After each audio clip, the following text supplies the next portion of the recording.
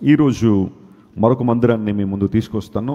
ఆ చివరి వారంలో ప్రస్తావించబడిన మరొక మందిరం పరిశుద్ధ లేఖనాల్లో మత్తయి సువార్త 21వ అధ్యాయం 12వ వచనం నుండి కొన్ని మాటలు నేను చదువుతాను. బైబిల్ ఉన్న వారందరూ తెరిచి చూడాల్సింది మనం చేస్తున్నాను. The gospel of Matthew chapter 21 and I would like to read from words 12. యేసు దేవాలయములో ప్రవేశించి క్రయ విక్రయములు చేయువారందరినీ వెళ్ళగొట్టి రూకలు మార్చువారి బల్లలను గువ్వలు అమ్మువారి పీఠములను పడద్రోసి నా మందిరము, ఆ మాట అండర్లైన్ చేసుకోండి, నా మందిరము ప్రార్థనా మందిరం అనబడును అని వ్రాయబడి ఉన్నది. అయితే మీరు దానిని దొంగల గుహగా చేసేడివారనెను.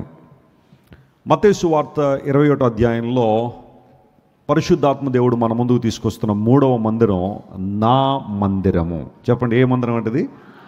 నా మందిరం. ఇదే సందర్భం మార్కు సువార్త 11వ అధ్యాయంలోను, లూకా సువార్త 19వ అధ్యాయంలో కూడా స్పష్టంగా రాయబడ్డాయి. అయితే గమనించండి ప్రియులారా, యేసుక్రీస్తు ప్రభువారు ఈ లోకంలో ఉన్నప్పుడు 2 సార్లు ఆయన ఈ దేవాలయాన్ని శుద్ధీకరించినట్టుగా మనం చూస్తాం. ఈ విషయాన్ని యోహాను సువార్తలో స్పష్టంగా మనకు కనబడుతుంది. మీరు ఇంటికి వెళ్ళిన తర్వాత యోహాను సువార్త 2వ అధ్యాయం చదివితే that was the first time Jesus was cleansing the temple. ఆయన మొదటిసారి దేవాలయాన్ని శుద్ధిపరిచారు. అది ఆయన పరిచర్య ప్రారంభంలో జరిగిన కార్యం. యేసు ప్రభు బాప్తిస్మం తీసుకోగానే, పరిచర్య ప్రారంభించగానే ఆయన యెరూషలేము దేవాలయానికి వచ్చి ఒకసారి ఇలాంటి పని చేశారు. ఆయన అక్కడ రూకలు మార్చువారిని, గువ్వలు అమ్మువారిని, గొర్రెలను ఎడ్లను ట్రేడింగ్ చేసే వాళ్ళందరినీ కూడా వెళ్ళగొట్టి ఇది నా మందిరం ప్రార్థనా మందిరం అనబడుతుందని పాత నిబంధనలో రాయబడిన ఒక ప్రవచనాన్ని ఆయన ఎత్తి చూపి అక్కడున్న వాళ్ళందరినీ కూడా ఆయన నిర్మలము చేయాలని, లేదా వారికి నిజమైన ఆరాధన యొక్క విలువేంటో తెలియచేయాలని యేసుప్రభువు పనిచేశారు. అది ఆయన పరిచర్య ప్రారంభించినప్పుడు జరిగిన మొదటి కార్యం. యోహాను సువార్త 2వ అధ్యాయంలో మెన్షన్ చేయబడింది. ఆ తర్వాత ఇంకా పరిచర్య చివరిలో, అంటే ఇంకా ఆయన కొన్ని రోజులకి సిలువ వేయబడతారు అనగా అలాంటి పని మరొకసారి చేశారు. అంటే పరిచర్య ప్రారంభంలో ఒకసారి, పరిచర్య ముగింపులో ఒకసారి ఆయన దేవాలయాన్ని శుద్ధీకరించినట్టుగా మనం చూస్తున్నాం. వాస్తవానికి మెస్సయ్య ఈ లోకానికి వచ్చినప్పుడు ఆయన గురించిన ప్రవచనాలన్నీ కూడా పాత నిబంధనలు ఉన్నాయనే విషయం ఆ సందర్భాల్లో మనం ధ్యానం చేస్తున్నాం. ఆయన ఎందుకు వస్తారు, ఎలా వస్తారు, ఎప్పుడు వస్తారు, ఎవరి ద్వారా వస్తారు, ఏం చేస్తారు, ఇలాంటివన్నీ ప్రవచనాలు పుష్కలంగా పాత నిబంధనలో ఉన్నాయి. ఈ జరిగిన సంఘటన కూడా పాత నిబంధనలో ఒక ప్రవచనం ఉంది. దాన్ని ఒకసారి మీకు జ్ఞాపకం చేస్తాను. అది చేసిన తర్వాత మనం మిగతా భాగాల్లోనికి మనం వెళ్తాం. మలాకీ గ్రంథం 3వ అధ్యాయంలో మెస్సయ్య వచ్చినప్పుడు, లేదా క్రీస్తు ప్రభువారి లోకానికి వచ్చినప్పుడు ఆయన చేసే పనిని గురించిన వివరాలు మలాకీ గ్రంథం 3వ అధ్యాయంలో మనం చూస్తాం. 3వ అధ్యాయం 1వ వచనం నేను చదువుతాను, దయచేసి అందరూ ఆ మాటలు గమనించాల్సిన మనం చేస్తున్నాం. The book of Malachi chapter 3 and starting from words 1.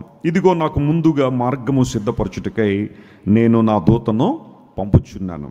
మీరు వెదకుచున్న ప్రభువు అనగా మీరు కోరు నిబంధన దూత తన ఆలయమునకు హఠాత్తుగా వచ్చును. ఆయన తన ఆలయానికి వస్తారు. అంటే ఏ ఆలయం గురించి మాట్లాడుతున్నారంటే యెరూషలేములో కట్టబడిన ఆలయం గురించి అక్కడ మాట్లాడుతూ తన ఆలయానికి వస్తారు. ఎందుకు వస్తారు అంటే ఆ మాటను అక్కడ 2వ వచనం నుండి మనం చదివితే, ఆయన అగుపడగా ఎవరు ఓర్వగలరు, ఆయన అగ్ని లాంటి వాడు, ఆయన సబ్బు లాంటి వాడు. ఆ తర్వాత 3వ వచనం మనం చదివితే, వెండిని శోధించి నిర్మలము చేయువాడైనట్టు ఆయన కూర్చుండి ఉండును. చెప్పండి, వెండిని శోధించి దాన్ని ఏం చేయాలా? నిర్మలము చేయాలి అనే మాట అక్కడ మనం చూస్తున్నాం. సో యేసుక్రీస్తు ప్రభువారు దేవాలయానికి వస్తారు, అక్కడ ఆయన నిర్మలం చేస్తారు లేదా శుద్ధీకరిస్తారు, టెంపుల్ని ఆయన శుద్ధీకరిస్తారు అనే ఈ ప్రవచనం మలాకీ గ్రంథంలో మనం చూస్తున్నాం. అంటే క్రీస్తు ప్రభు ఈ లోకానికి వచ్చిన తర్వాత దేవాలయాన్ని దర్శించి శుద్ధీకరించే ప్రక్రియ మలాకీ గ్రంథంలోనే ప్రవచించబడింది. యాజ్ టీజ్గా ఇక్కడ ప్రవచనాన్ని ప్రకారం యేసు ప్రభువారు ఆయన ఈ లోకంలో ఉన్నప్పుడు ఆయన ఇంకా శిలువ మరణానికి వెళ్ళక మునుపు ఆయన దేవాలయానికి వచ్చి అక్కడ శుద్ధీకరణ ప్రక్రియను ఆయన చేపట్టారు. గమనించండి ప్రియులారా, ఒకసారి హేరోదు టెంపుల్ అని ఒకసారి సెర్చ్ చేయండి. హేరోదు టెంపుల్ జెరూసలేంలో ఒక దేవాలయం ఉండేది. ఆ దేవాలయం గురించిన కొంత చరిత్ర మీకు ఇస్తాను, అవుట్లైన్స్ మీకు ఇస్తాను. ప్రత్యక్ష గుడారం తర్వాత సొలొమోను గారు దేవాలయాన్ని కట్టాడు. చాలా వైభవంగా కట్టాడు ఆయన. ఎక్కడ చూసినా బంగారమే, ఎక్కడ చూసినా విలువైన వస్తువులే. అంత అద్భుతంగా దేవాలయాన్ని కట్టిన తర్వాత కొన్ని సంవత్సరాలకు బబులోను దేశస్థులు ఇశ్రాయేల్ దేశం మీదకి వచ్చి, యెరూషలేము మీదకి వచ్చి ఆ దేవాలయాన్ని ధ్వంసం చేశారు.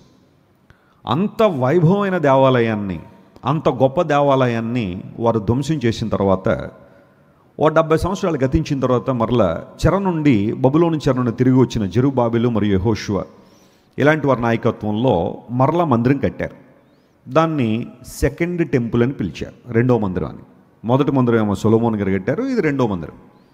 ఆ రెండవ మందిరాన్ని అక్కడ ఆరాధనలు జరుగుతున్నారు. సొలొమోను గారు కట్టినంత వైభవంగా అయితే ఆ మందిరం లేదు, కానీ దేవుని మహిమ అక్కడ ఉంది కనుక అక్కడ ప్రార్థనలు జరుగుతున్నాయి, ఆరాధనలు జరుగుతున్నాయి, బలులు జరుగుతున్నాయి. పాత నిబంధనలు బలులు ఉన్నాయి కాబట్టి ప్రజలందరూ ప్రభువును ఆరాధించడానికి అక్కడికి వచ్చేవారు. యూజువల్గా యూదులు సంవత్సరంలో 3 సార్లు యెరూషలేముకి వచ్చేవారు. 3 రకాల పండుగలకు యెరూషలేముకి వచ్చేవారు. దేవాలయంలో ఒకవేళ బాగా ధనం ఉన్న వాళ్ళైతే గొర్రె పిల్లలను అర్పించేవారు. తమ కోసం, తమ కుటుంబం కోసం వారు బలి అర్పించి వెళ్ళిపోయేవారు. ఈ ప్రధాన యాజకుడు ఏం చేసేవాడంటే తన కుటుంబం కోసం, ప్రజలందరి కోసం ఆయన బలి అర్పించేవాడు. ప్రజలైతే తమ కోసం, తమ కుటుంబం కోసం ఒక పస్కా ఒక గొర్రె పిల్లని తీసుకుని వధించి వెళ్ళిపోయారు. చరిత్ర చెబుతున్న విషయం ఏంటి అంటే, మొదటి శతాబ్ద కాలంలోనే ఎప్పుడైనా ఈ పస్కా పండుగ వస్తేనట సుమారుగా 2 లక్షల నుండి 3 లక్షల మంది జనం యెరూషలేముకి వచ్చేవారట. యూ కెన్ ఇమాజిన్, 3 లక్షల మంది యాత్రికులు ఓ ప్రాంతానికి వచ్చారంటే ఆ యెరూషలేము ఎంత కిటకిటలాడిపోతూ ఉంటుందో. ఏదైనా కొన్ని సందర్భాల్లో ఏదైనా ఇలాంటి పిలిగ్రిమేజ్ ఫెస్టివల్ జరుగుతున్నప్పుడు ఆ ప్రాంతాలు చూడండి ప్రజలతో కిటకిటలాడిపోతూ ఉంటాయి. అలాగే 2 నుండి 3 లక్షల మంది ప్రజలు ఆ యెరూషలేముకి వచ్చేవారు. దాదాపుగా అదే రేషియోలో 2 లక్షల నుండి 3 లక్షల గొర్రె పిల్లలను వధించేవారట ఆ టైంలో. ఎందుకంటే కుటుంబానికి ఒకటి కదా, వచ్చిన వారందరూ కూడా కుటుంబ యజమాని ఎవరైతే ఉంటారో వారు గొర్రె పిల్లలను తెచ్చుకోవడం కానీ లేదా అక్కడికి వచ్చి కొనుక్కోవడం కానీ అర్పించేవారు. You can imagine 200,000 lambs were slaughtered in Jerusalem by that time. ఆ హడావుడంతా మనం ఈజీగా ఊహించవచ్చు. ఎగ్జాక్ట్గా అలాంటి పస్కా పండుగ సమయంలోనే యేసు ప్రభు వారు కూడా చనిపోయారు. ఆయన కూడా తన ప్రాణాన్ని అర్పించారు. ఎందుకంటే పౌలు మహాశయుడు అన్నాడు, యేసు ప్రభు మన పస్కా గొర్రెపిల్ల అని పౌలు చెప్పాడు. ఆ పోలికలన్నీ కూడా చాలాసార్లు మనం విన్నాం. అయితే గమనించండి పిల్లలు, ఇప్పుడు ఇంతమందికి కావాల్సిన గొర్రె పిల్లలు కావాలి కాబట్టి అక్కడ యూజువల్గా ఆ దేవాలయం దగ్గర అవుటర్ కోర్ట్ అని ఒకటి ఉండేది. ఒకసారి ఆ పిక్చర్ మీరు చూడండి. ఇది యెరూషలేములో హేరోదు టెంపుల్ అని కానీ లేదా సెకండ్ టెంపుల్ని రెనోవేట్ చేశారు. హేరోదు మహారాజు పరిపాలనకు వచ్చిన తర్వాత క్రీస్తు పూర్వం 20వ సంవత్సరం నుండి అతడు ఈ మందిరాన్ని ఎక్స్పాండ్ చేయడం ప్రారంభించారు. అంతకుముందు సెకండ్ టెంపుల్ 14 ఎకరాల్లో ఉండేది. 14 నుండి 17 ఎకరాల మధ్యలో ఆ మందిరం ఉండేది. హేరోదు ఏం చేశాడంటే దాన్ని డబుల్ ద సైజ్ చేశాడు. అంటే సుమారుగా 33 నుంచి 34 ఎకరాలకు విస్తరించి ఆ మందిరాన్ని బాగా డెవలప్ చేశాడు. మీరు చూస్తున్న కొంచెం ఆ మధ్యలో కొంచెం హైట్గా కనబడుతుంది ఏదైతే ఉందో దాన్ని హోలీ ప్లేస్ అనేవారు. దాని లోపలే హోలీ ఆఫ్ హోలీస్ ఉండేది. అతి పరిశుద్ధ స్థలం కూడా ఉండేది. పరిశుద్ధ స్థలం, అతి పరిశుద్ధ స్థలానికి కేవలం ఒక తెర మాత్రమే, ఒక కర్టెన్ మాత్రమే అడ్డుండేది. అది లోపల ఉండే ప్రక్రియ. ఆ ఫోటోలో మీరు చూస్తున్న ఆ ఎత్తుగా ఉన్న ఆ మందిరానికి ముందు ఉన్న ఆ భాగాన్నంతా ఆవరణము, అక్కడ బలి కార్యక్రమం జరిగేది. ఈ యానిమల్స్ని స్లాటర్ చేసి అక్కడే కాల్చేవారు అనమాట. ఆ బలిపీఠం అక్కడ ఉండేది. ఆ పైన ఉన్నది, ఆ ముందు ఉన్న ఆ ఆవరణాన్ని విమెన్స్ కోర్ట్ అని పిలిచేవారు. స్త్రీలు అక్కడ వరకు మాత్రమే అనుమతించబడేవారు. ఆ లోపలికి ఇంకా స్త్రీలకు అనుమతి లేదు. వారు అక్కడికి వచ్చి ప్రార్థన చేసుకోవడమో లేదా విజ్ఞాపన చేయడమో, దేవునికి ఇవ్వాల్సినవేవో ఇవ్వడమో అవన్నీ చేయడానికి వారికి అవకాశం ఉండేది. ఆ లోపలే మెన్స్ కోర్ట్ ఒకటి ఉండేది. ఆ తర్వాత ఇంకా రకరకాలైన విభాగాల దానిలోనే ఎప్పుడైనా అవకాశం ఉంటే నేను ఆ విభాగాల గురించిన ఆధ్యాత్మిక వివరణ మీకు ఇస్తాను. అయితే మీరు చూస్తున్న ఆ ఫోటోలో ఆ స్ట్రక్చర్ ముందున్న వాల్ బయట ఉన్న ప్రాంతం ఉంది చూసారా, దాన్ని ఔటర్ కోర్ట్ అనేవారు. అన్యజనులందరూ కూడా అక్కడికి మాత్రమే రావాలి. They were not allowed even to come to that boundary. ఆ మందిరం చుట్టూ ఉన్న బౌండరీ లోపల కూడా వారు రావడానికి లేదు. ఔటర్ కోర్టులో వారు ఉండాలి. వారు ఎంత గొప్పవారైనా, వారు ఏ స్థాయిలో ఉన్నా. ఇన్ఫ్యాక్ట్ ఒక వ్యక్తి, కందాకే అనే రాణి క్రింద ఫైనాన్స్ మినిస్టర్గా ఉన్న ఒక వ్యక్తి యెరూషలేముకి వస్తే ఆయన కూడా బయటే ఉండి ఆరాధన చేసి వెళ్ళిపోయేవాడు. ఆ తర్వాత ఇంకా చుట్టూ సోలమన్ పోర్చ్ అని, ఆ తర్వాత రాయల్ కోర్ట్ అని, ఆ తర్వాత నేను మీకు చెప్పిన యాంటోనియా ఫోర్టెస్ అని, ఇవన్నీ కూడా ఆ ఆవరణం చుట్టూ, ఔటర్ కోర్ట్ చుట్టూ ఉండేవి. యెరూషలేము గోడకు అటాచ్ చేసి ఆ మందిరం ఉండేది. మొత్తం 33 ఎకరాలు ఆ సంఘటన అంతా జరిగిన ప్రాంతం. ఈ ఔటర్ కోర్టులో ఏం చేసేవారంటే, చాలామంది యూదేతరులు ఆ ప్రాంతానికి వచ్చి ప్రభువును ఆరాధించాలి, దేవుని స్తుతించాలన్న ఆలోచనలో అందరూ వచ్చేవారు. అక్కడికి వచ్చిన తర్వాత వాళ్ళందరూ కూడా తమ హృదయాలు తెరిచి దేవుని స్తుతించాల్సింది పోయి, ఆ ఔటర్ కోర్ట్ నిండా ఏం చేశారంటే, ఈ మందిరంలో ఉన్న పెద్దలు అంటే యాజక బృందం ఇలాంటి వాళ్ళందరూ కూడా వ్యాపార కేంద్రాలుగా దాన్ని మార్చేశారు. అక్కడ ఏం జరిగే వ్యాపారం, యాక్చువల్గా హేరోదు ఈ మందిర నిర్మాణం కోసం లేదా ఈ ఎక్స్పాన్షన్ కోసం 10,000 మంది వర్కర్స్ని ఆయన అపాయింట్ చేసుకున్నాడు. 10,000 మంది పనిచేసేవారు దానిలో. తాజ్మహల్ కట్టేటప్పుడు 22,000 మంది పనిచేసేవారని మనం చరిత్ర చదువుతూ ఉంటాం. 22 సంవత్సరాలు 22,000 మంది పనిచేస్తే తాజ్మహల్ కట్టారు. కానీ మొదటి శతాబ్ద కాలంలోనే హేరోదు 10,000 మంది ల్యాబొరేటరీస్ని అతడు అపాయింట్ చేసుకుని మందిర రెనోవేషన్ చేశాడు. ఈ 10,000 మందిని కంట్రోల్ చేయడానికి 1,000 మంది యాజకులు ఉండేవారట. 1,000 మంది యాజకులు నియమించాడు. వాళ్ళు ఏం చేశారంటే, రాను రాను దేవునికి భక్తిగా జీవించాల్సింది పోయి ఆ ఔటర్ కోర్ట్నంతా కూడా వ్యాపార కేంద్రంగా మార్చేశారు. ఏంటా వ్యాపార కేంద్రం? అక్కడ జరిగే రూల్స్ ఏంటంటే, నంబర్ 1, మీరు దేవునికి అర్పించే గొర్రె పిల్ల ఏదైతే ఉంటుందో అది ఎక్కడే కొనాలి, మరి ఎక్కడి నుంచి తీసుకురావడానికి వీల్లేదు. కానీ బైబిల్లో ఎక్కడ ఆ మాట లేదు. వారు ఎక్కడి నుంచైనా గొర్రెపిల్ల తీసుకురావచ్చు. ఉన్న ఒకే ఒక కండిషన్ ఏంటంటే, అది ఆరోగ్యవంతంగా ఉండాలి, మచ్చలేనిదై ఉండాలి, రోగం లేనిదై ఉండాలి, పవిత్రమైనదై ఉండాలనే కండిషన్ అయితే ఉంది. కానీ ఇది ఎక్కడే కొనాలనే ఆలోచన లేదు. కానీ వాళ్ళు ఏం చేశారంటే, దే మేడ్ ఇట్ ఎ లా. మీలో ఎవరైనా దేవునికి బలర్పించాలి అంటే అది ఎక్కడ కొన్న గొర్రె పిల్ల అయి ఉండాలి, అప్పుడే మీ పాపాలు క్షమించబడతాయి. ఇక్కడ కొన్న గొర్రె పిల్లని అర్పిస్తేనే మీకు పుణ్యం జరుగుద్ది, ఆశీర్వాదం వస్తుందని ప్రజలని నిర్బంధించారు. అక్కడ కొన్నవే అక్కడ ఉపయోగించాలన్న ఆలోచన. నంబర్ 2, అక్కడికి వచ్చిన వాళ్ళు ఎవరైనా సరే దేవాలయపు కానుక పెట్టులో కానుకలు వేసే అలవాటు అందరికీ ఉండేది. సో చుట్టుపక్కల ఈజిప్ట్ నుండి కావచ్చు, సిరియా నుండి కావచ్చు, తూరు సీదోన్ అంటే లెబనాన్ నుండి కావచ్చు, మరికొన్ని దేశాల నుండి వచ్చిన వాళ్ళందరూ కూడా వారి యొక్క కరెన్సీ తీసుకొచ్చిన తర్వాత they are free to offer any currency. వాళ్ళ దగ్గర ఉన్న ఏ కరెన్సీ అయినా దేవునికి వేయచ్చు. కానీ ఈ యాజకులు కావచ్చు, అక్కడ ఉన్న పెద్దలు ఏం చేశారంటే, అలా కుదరదు, మీరు ఏది పడితే తీసుకొచ్చి ఇక్కడ వేయడానికి కుదరదు, కాబట్టి మేము ఇక్కడ కొన్ని కాయిన్స్ పెడతాం, కొన్ని కరెన్సీస్ మీకు అందుబాటులో ఉంచుతాం. వాటిని ఏమనేవారంటే టిరాన్ కరెన్సీ అని పిలిచేవారు, లేదా టైరానియన్ కరెన్సీ అని పిలిచేవారు. అంటే ఆ ప్రక్కన ఉన్న లెబనాన్ దేశంలో తూరు అనే పట్టణంలో ఈ కాయిన్స్ని మింట్ చేసేవారు. వాటిల్లో సిల్వర్ ప్యూరిటీ ఎక్కువ ఉండేది, వెండి కాయిన్లు అనమాట అవి. వాటిని తీసుకొచ్చి టెంపుల్లో పెట్టి మీరు ఏ కరెన్సీ అయినా పట్టుకురండి, ఇక్కడ దాన్ని ఎక్స్చేంజ్ చేసుకోవాలి. రోకలు మార్చడం అంటే అదే. మీరు ఏ కరెన్సీ అయినా పట్టురండి, అది పట్టుకొచ్చి మీరు దేవాలయంలో వేయడానికి లేదు. ప్యూర్ సిల్వర్తో చేసిన ఈ టెరాన్ కాయిన్స్ని మాత్రమే మీరు ఆ మందిరపు కానుకపెట్టులో వేయాలని చెప్పి అక్కడ రూకలు మార్చేవారు. ఆ రూకలు మార్చడంలో ఎక్స్చేంజ్ చేసేవారు. మీరు ఈ కరెన్సీ తీసుకొచ్చారు కాబట్టి ఇవి కొనాలంటే, ఈ 100 కాయిన్లు కావాలంటే మీకు ఇన్ని చెల్లించాలని చెప్పి ప్రజల మీద ఎక్కువ భారాన్ని మోపి ఆ ఎక్స్చేంజ్ కమిషన్ రేట్లు వారు నిర్ణయించి ప్రజల దగ్గర నుండి డబ్బులు దోచుకునేవారు. ఈ ప్రక్రియ అక్కడ జరుగుతుంది. అందును బట్టి రూకలు అమ్ముట అనే, అంటే ఏ పడితే వేయడానికి లేదు, ఇక్కడున్న కాయిన్లే వెయ్యాలి అని చెప్పి ఆ కాయిన్లు అమ్మకాన్ని పెట్టేవారు. ఎందుకంటే దేవునికి అర్పించే కాయిన్లు ప్యూర్గా ఉండాలి, ప్యూరిటీ ఉండాలి. ఆ వెండి ప్యూరిటీ ఉంటేనే దేవుడు అంగీకరిస్తాడన్నట్టుగా వాటిని అమ్ముతుండేవారు. అవి టెంపుల్ దగ్గర జరుగుతున్న కార్యక్రమాలు ఇవన్నీ కూడా. ఆ తర్వాత జాగ్రత్త వినండి ప్రియులారా, ఇప్పుడు నేను ఇంతకుముందు చెప్పాను కదా, గొర్రె పిల్లలు కానీ పావురాలను కానీ కొంచెం హై క్లాస్ పీపుల్ అందరూ కూడా, కొంచెం డబ్బున్న వాళ్ళందరూ గొర్రె పిల్లలు అర్పించేవారు. పేదవాళ్ళ సంగతి ఏంటి? పేదవాళ్ళు ఎవరైనా దేవుని మందిరానికి వస్తే వారు గొర్రె పిల్లలను అర్పించలేని పరిస్థితి ఉంటే ఏం చేయాలంటే, పాత నిబంధనలు ఉంది, అలాంటి వారు ఏం తీసుకురావచ్చు? పావురాలు తీసుకురావచ్చు. పావురాలు పెద్ద ఖరీదైనవి కాదు కాబట్టి పావురాలు తీసుకురావాలని. యేసు ప్రభువారు పుట్టిన తర్వాత కూడా యోసేపు మరియలు దేవాలయానికి వెళ్ళి ఏమర్పించారో తెలుసా? పావురాలు అర్పించారు. ఎందుకంటే అందును బట్టి మనం గమనించాల్సింది ఏంటంటే యోసేపు మరియలు అంత ధనికమైన కుటుంబం అయితే కాదు, సంపన్నమైన కుటుంబం కాదు. Since they couldn't afford to offer a lamb, they bought pigeons. అక్కడ పావురాలు కొని దేవునికి అప్పగించి వారు వెళ్ళిపోయారు. ఈ సందర్భాన్ని మనం చూస్తూ ఉంటే వీళ్ళు ఏం చేసేవారంటే, ఈ యాజకుల దగ్గర పనిచేసే వాళ్ళందరూ కూడా, ఫర్ ఎగ్జాంపుల్ బయట ఎక్కడైనా సరే ఆ గొర్రె పిల్లలు కానీ పావురాలు కానీ, ఉదాహరణ చెప్తున్నాను, ₹1 విలువ చేసేది అనుకోండి, వీళ్ళు వాటికి ఎంత అమ్మేవారు తెలుసా? ₹25 అమ్మేవారండి, ₹25 అమ్మేవారు. అంటే 25 టైమ్స్ రేట్ ఇంక్రీజ్ చేసి అక్కడ ఆ వ్యాపారం చేసేవారు.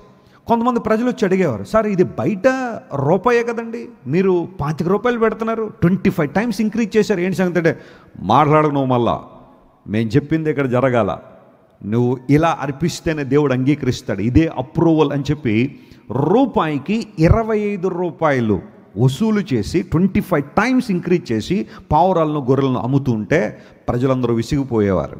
ప్రజలందరూ దేవునికి బలులు అర్పించాలంటే విసుకొచ్చే పరిస్థితి అక్కడికి వచ్చేసింది. ఇవన్నీ యేసు ప్రభు గమనించిన తర్వాత, this is not suppose to be done, ఇవి జరగాల్సిన పనులు కాదు. అసలు మందిరాన్ని దేవుడు ఇవ్వడంలో దేవుని ఉద్దేశం ఏంటి? దేవాలయాన్ని కట్టడంలో దేవునికి ఆలోచన ఏంటంటే, అక్కడ ఆరాధన జరగాలి, ప్రార్థనలు జరగాలి. కొన్ని సందర్భాల్లో మేము పాపం చేశాము, మాకు బదులుగా ఒక ప్రాణి, ఒక జీవి సాక్రిఫైస్ అవ్వాలి కనుక బలుల కార్యక్రమాన్ని దేవుడు కొంతకాలం అనుమతించాడు. కానీ యేసు ప్రభు సిలువలో చనిపోయిన తర్వాత బలుల కార్యక్రమం ముగించబడింది. హల్లెలూయా. ఎందుకోసం అంటే ఆయన నిత్య బలిగా మనందరి కోసం సిలువలో ఏం చేయబడ్డారు? ఆయన అర్పించబడ్డారు. అందును బట్టి ఇప్పుడు మనలో ఉన్న ఏ ఒక్కరు కూడా మన పాప ప్రాయశ్చిత్తం కోసం, మన పాప పరిహారం కోసం కోడెలను కానీ, ఎడ్లను కానీ, లేదా పావురాలను కానీ, లేకపోతే కోడి పెట్టలు కానీ, మరొకటి కానీ అర్పించాల్సిన అవసరం లేదు. ఎందుకు అంటే నిత్య బలిగా యేసు ప్రభు మన కోసం సిలువలో చనిపోయారు కాబట్టి బలుల కార్యక్రమం ముగించబడింది. మరి అంతకుముందు దేవుడు ఎందుకు అనుమతించాడు అంటే, మనిషి ఆ హెవీనెస్ ఫీల్ అవ్వాలి. మన కోసం ఒక ప్రాణి చనిపోతున్నప్పుడు, మనకు బదులుగా ఒక ప్రాణి హింసించబడుతున్నప్పుడు ఆ హృదయంలో ఆ సారీ అనేది రావాలి. ఆ సింపతి వచ్చినప్పుడు, అరే నేను చేసిన పాపానికి కదా ఈ జీవి చనిపోతుందన్న అర్థం కోసం దేవుడు కొన్నిసార్లు బలులు అనుమతించాడు. అయితే యేసు ప్రభు వారు నిత్య బలిగా మన కోసం సిలువలో చనిపోయారు. ఇప్పుడు యేసు ప్రభు దేవాలయానికి వచ్చిన తర్వాత ఈ రోకళ్ళ ఎక్స్చేంజ్ జరుగుతుంది. అక్కడ కూడా మనీ ట్రేడింగ్ జరుగుతూ ఉంటే ప్రభు దాన్ని సహించలేకపోయాడు. అవుటర్ కోర్ట్లో జెంటైల్స్ అందరూ వచ్చి, అన్యజనులందరూ వచ్చి తమ హృదయాలు తెరిచి దేవుని స్తుతించి ఆరాధించి ప్రార్థన చేయాల్సిన ఆ పరిస్థితిలో కోలాహలం కనబడుతుంది, అల్లరి కనబడుతుంది, బేరాలు కనబడుతున్నాయి, ఆర్గ్యుమెంట్లు కనబడుతున్నాయి. అక్కడ గొర్రెలు లేకపోతే పావురాలు అమ్ముతున్నప్పుడు, రోకలు మారుస్తున్నప్పుడు ఆ కాయిన్స్ శబ్దాలన్నీ కూడా అక్కడ కనబడుతూ ఉంటే అది అక్కడ జరగాల్సిన ప్రక్రియ కాదు. కానీ ఆ ప్రజలందరూ కూడా, లేదా ఆ పెద్దలందరూ కూడా ఆ అవుటర్ కోర్ట్నంతా కూడా వ్యాపార కేంద్రంగా మార్చేశాడు. దీన్ని దేవుడు సహించలేకపోయాడు. మందిరాన్ని దేవుడు ఇవ్వడంలో దేవుని ఉద్దేశం. పాత నిబంధన గ్రంథంలో ఎన్నోసార్లు మనం చూస్తాం, నా మందిరములో నేను వారిని ఏం చేస్తానో ఆనందింపజేస్తానన్నాడు. నా మందిరము సకల జనులకు ఎలా ఉంటుందన్నాడు? ప్రార్థనా మందిరం అనబడుతుంది.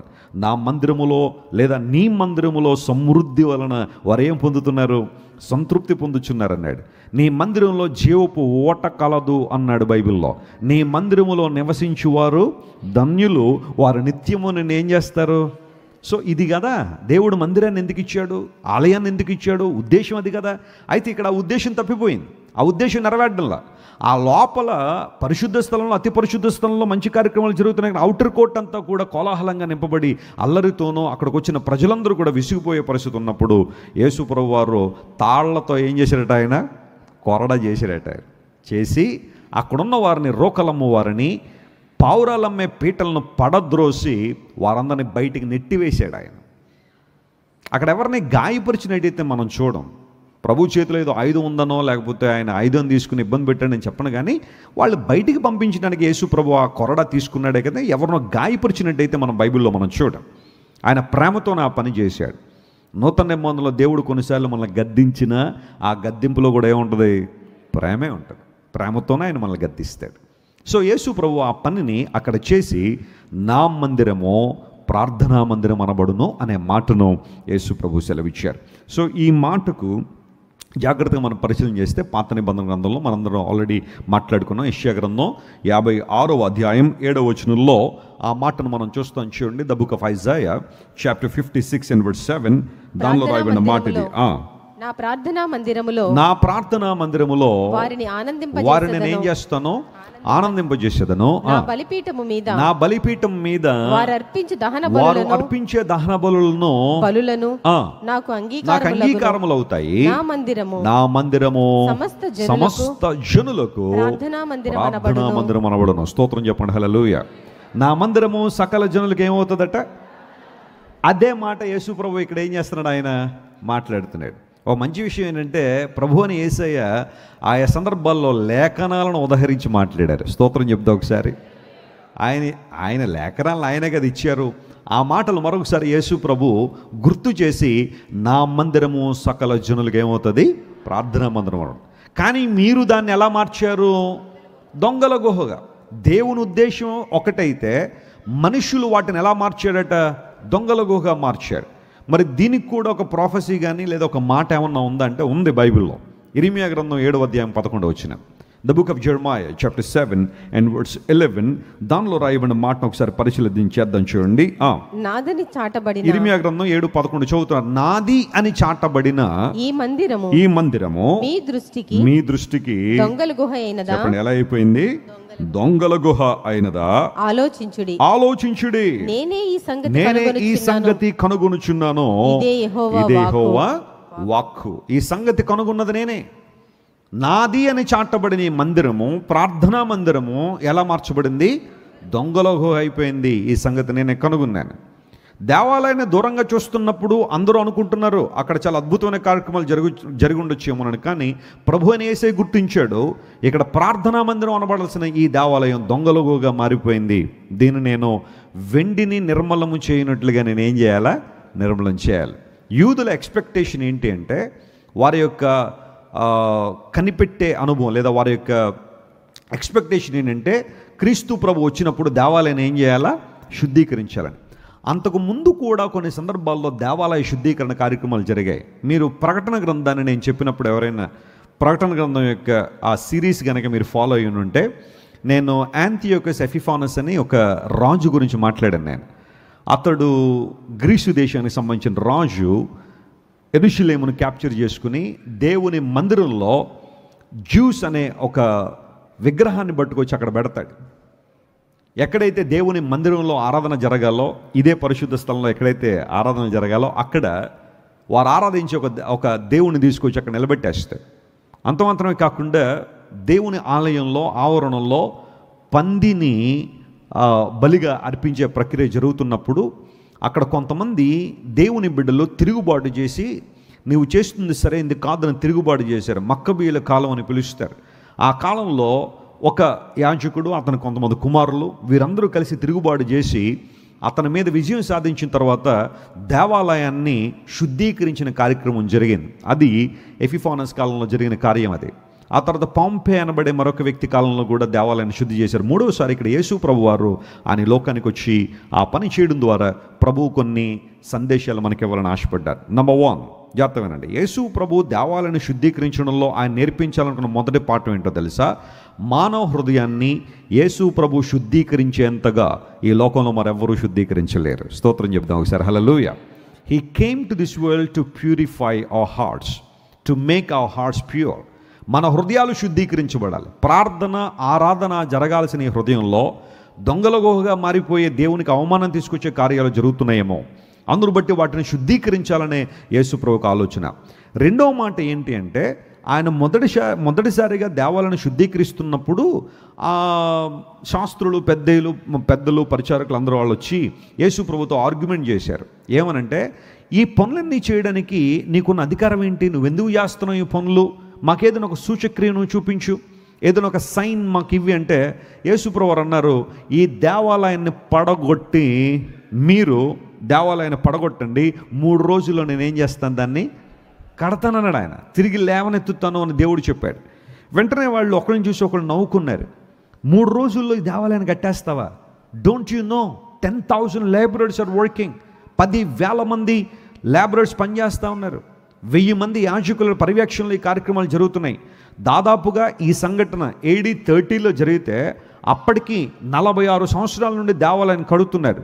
బట్ స్టిల్ ఆ దేవాలయాన్ని కడుతూ ఉండగా అప్పటికి ఇంకా పూర్తవల, కొన్ని పనులు ఇంకా పూర్తవల. అలా జరుగుతూ ఉండగా క్రీస్తు శకం 62-64 మధ్యలో సంపూర్ణంగా పూర్తి అయిపోయింది. అంటే ఇప్పుడు 30కి 46 సంవత్సరాలు అంటే అక్కడి నుంచి ఇంకొక 32 సంవత్సరాలు వేసుకుంటే సుమారుగా 78 సంవత్సరాలు ఈ దేవాలయాన్ని చాలా చక్కగా సుందరీకరణ చేశారు, సౌందర్యంతో నింపారు. ఇప్పుడు వాళ్ళ ఆ పర్టికులర్ టైం గురించి మాట్లాడుతూ 46 ఇయర్స్ నుండి రెనోవేషన్ కొనసాగుతుంది. నువ్వు 3 రోజుల్లో దీన్ని లేపుతావంటే యేసుప్రభు వారు ఆయన ఏ ఉద్దేశంతో చెప్పారో అక్కడ ఉన్న వారికి కొంతమందికి అర్థం కాల.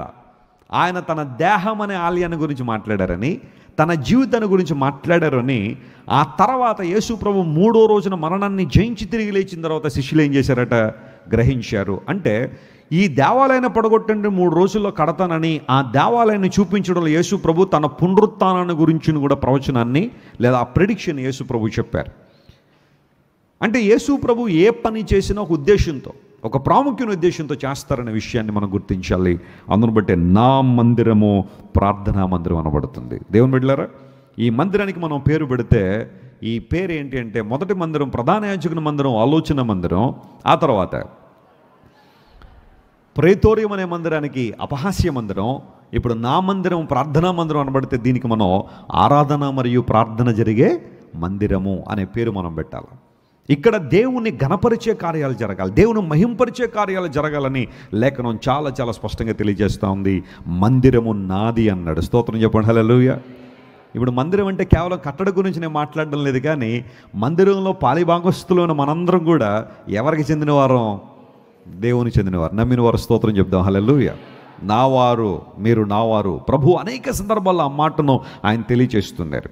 యెషయా గ్రంథం 43వ అధ్యాయం 1వ వచనం మనం చదివితే అందులో చక్కని మాట ఉంచిన the book of Isaiah chapter 43:1 అందులో పరిశుద్ధాత్మ దేవుడు రాయించిన మాట, అయితే యాకోబు నిన్ను సృజించిన వాడగు యెహోవా, ఇశ్రాయేలు నిన్ను నిర్మించిన వాడు ఇలాగు సెలవిచ్చుచున్నాడు, నేను నిన్ను విమోచించి ఉన్నాను, భయపడకుము. పేరు పెట్టి నిన్ను ఏం చేశానో, పిలిచి ఉన్నాను.